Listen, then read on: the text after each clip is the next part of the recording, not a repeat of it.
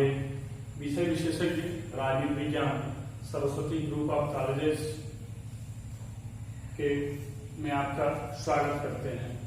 आज हम लोग ये प्रथम वर्ष के विषय राजनीति विज्ञान के प्रथम प्रश्न पत्र का नाम है राजनीति विज्ञान के सिद्धांत। इसके अंतर्गत ये जो चैप्टर है हमारा पहला चैप्टर राजनीति विज्ञान का परिभाषा, क्षेत्र तथा स्वरूप। आज हम लोग राजनीति विज्ञान का परिभाषा, राजनीति विज्ञान की परिभाषा दो दृष्टिकोणों से अध्ययन करना है, परंपरागत दृष्टिकोण और आधुनिक दृष्टिकोण। यानी परंपरागत दृष्टिकोण आरंभ में हम ये परंपरागत दृष्टिकोण के अंतर्गत किन किन राजनीति विज्ञान के अंतर्गत हम किन किन तत्वों का अध्ययन करते हैं। कुछ विचारक कहते हैं कि राजनीति विज्ञान का अध्ययन राज्य का अध्ययन है, इसमें राज्य का अध्ययन किया जाता है। कुछ विचारक ये कहते हैं कि सरकार का अध्ययन किया जाता है राजनीति विज्ञान के अंतर्गत, और कुछ विचारक कहते हैं कि राज्य और सरकार दोनों का अध्ययन करते हैं। सबसे पहले हम आते हैं राज्य के अध्ययन के संदर्भ में। राजनीतिक जीवन के अध्ययन के पूर्व यह जानना आवश्यक हो जाता है कि वो कौन सी संस्थाएं हैं जो राजनीतिक जीवन को प्रभावित करती हैं। तो स्पष्ट होता है कि सबसे प्रमुख संस्था है राज्य, जिसका कारण यूनान के छोटे छोटे नगर राज्य, यूनान के छोटे छोटे नगर राज्य। आप जानते हैं पॉलिटिक्स, जो राजनीति पॉलिटिक्स शब्द की जो उत्पत्ति है वह पोलिस और पोलिटिया शब्द से हुआ है। पोलिस का अर्थ होता है नगर और पोलिटिया का अर्थ होता है राज्य, यानी नगर राज्य। ये नगर राज्य यूनानी शब्द हैं और वहां सबसे पहले परिवार फिर कुलों से विकसित होके नगर राज्य का स्वरूप आता है और वहीं से हम इसका अध्ययन मानते हैं। तो ये राज्य के अंतर्गत आता है। इस संदर्भ में लंटस्ली आदि विचारक राजनीति विज्ञान वह विज्ञान है जिसका संबंध राज्य से है और वह समझने का प्रयत्न करता है कि राज्य के आधारभूत तत्व क्या हैं। यानी राज्य के आधारभूत तत्वों का अध्ययन लंटस्ली के अनुसार हम राज्य के अंतर्गत करते हैं। फिर कुछ इनसे संबंधित कुछ और भी विचारक हैं। ये गार्नर कहते हैं कि राजनीति विज्ञान विषय के अध्ययन का प्रारंभ और अंत राज्य से होता है। अक्सर इस तरह के क्वेश्चन आते हैं, परिभाषा दे देता है कि राजनीति विज्ञान का अध्ययन और आरंभ राज्य से होता है। यह परिभाषा किसने दिया है? तो इसका आंसर है राज्य, ये गार्नर ने ये परिभाषा दिया है।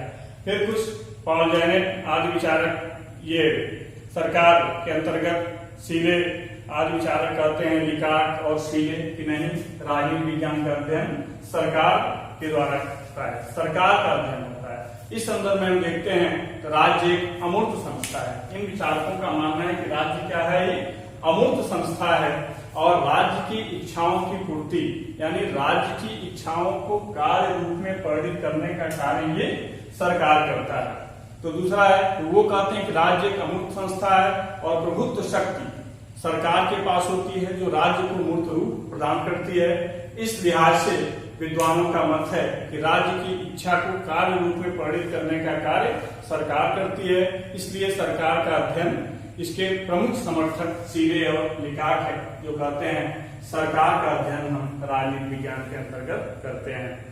फिर कुछ विचारक पॉल जैनेट वगैरह कहते हैं कि राज्य और सरकार दोनों का अध्ययन राजनीति विज्ञान के अंतर्गत किया जाता है। वे कहते हैं, पॉल और जैनेट ने परिभाषा दिया है कि राजनीति विज्ञान समाज विज्ञानों का वह अंग है जिसमें राज्य के आधार और सरकार के सिद्धांतों पर विचार किया जाता है। तो चूंकि इसके पहले की परिभाषाएं एकांगी रही, एकांगी से तात्पर्य कुछ विचारक कहते हैं कि सिर्फ राज्य का अध्ययन किया जाता है राजनीति विज्ञान के अंतर्गत, और कुछ विचारक कहते हैं कि सरकार का अध्ययन किया जाता है।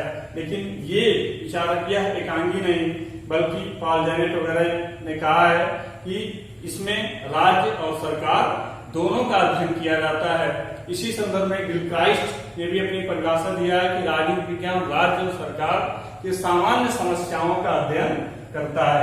ये गिलक्राइस्ट कहते हैं कि जो सामान्य समस्याएं हैं उसका अध्ययन राज्य और सरकार से संबंधित राजनीति विज्ञान के अंतर्गत किया जाता है। फिर इसका मानवीय तत्व क्या है कि अब तक पूर्व में परंपरागत अध्ययन के अंतर्गत हम मानवीय तत्वों की अवहेलना की है। चूंकि ये संस्थाएं मानव जीवन के बहुत अधिक प्रभावित करती हैं, इसलिए मानवीय पक्ष अत्यधिक आवश्यक हो जाता है। इस आधार पर हम परंपरागत दृष्टिकोण की न्याय संगत परिभाषा इस आधार पर कर सकते हैं कि राजनीति विज्ञान समाज विज्ञान का वह अंग है जिसके अंतर्गत मानवीय जीवन के सामाजिक पक्ष, राजनीतिक पक्ष और जीवन के अंतर्गत मानवीय जीवन के राजनीतिक पक्ष से संबंधित संगठनों का भी अध्ययन करते हैं। ये हो गया परंपरागत दृष्टिकोण। और इसके बाद अब हम आते हैं आधुनिक दृष्टिकोण।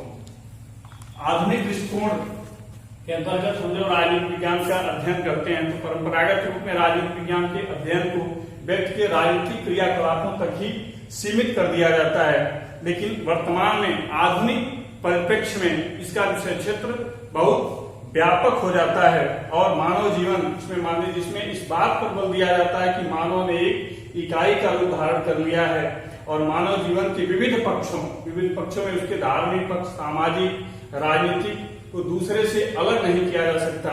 इसलिए यह विषय ऐसा नहीं रह गया है कि सिर्फ व्यक्ति के राजनीतिक पक्ष का अध्ययन किया जाए, बल्कि यह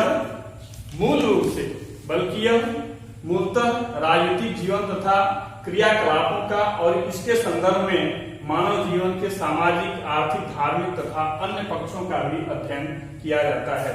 राजनीति विज्ञान की परिभाषा के संबंध में एक और दृष्टि से भी महत्वपूर्ण अंतर यह है कि राजनीति विज्ञान का घोषित उद्देश्य चाहे कुछ भी क्यों न हो, उनके पीछे दृश्य और अदृश्य राजनीतिक प्रक्रियाएं कार्य करती हैं और यथार्थवादी राजनीति विज्ञान के दृष्टि अंतर्गत यह महत्वपूर्ण है। इस कारण से विद्वान उन साधनों, संस्थाओं पे कार्य करते हैं। Catlin, Max Weber, Lasswell, David Easton आदि विचारक ये शक्ति, प्रभाव, सत्ता, नियंत्रण, निर्णय और मूल्य का भी अध्ययन राजनीति विज्ञान के अंतर्गत बतलाया है। अंत में पिनाक और स्मिथ ने जो परिभाषा दिया है, इस प्रकार राजनीति विज्ञान किसी भी समाज में उन सभी व्यक्तियों, संस्थाओं, संगठनात्मक ढांचों से संबंधित है जिन्हें इस समाज में सुव्यवस्थित संस्थाओं, अपने सदृश्यों, अन्य सामूहिक कार्यों के संगठन का अनेक मतभेदों का समाधान करने के लिए सर्वाधिक उपयुक्त और अंतिम माना जाता है। बस आज इतना ही। धन्यवाद।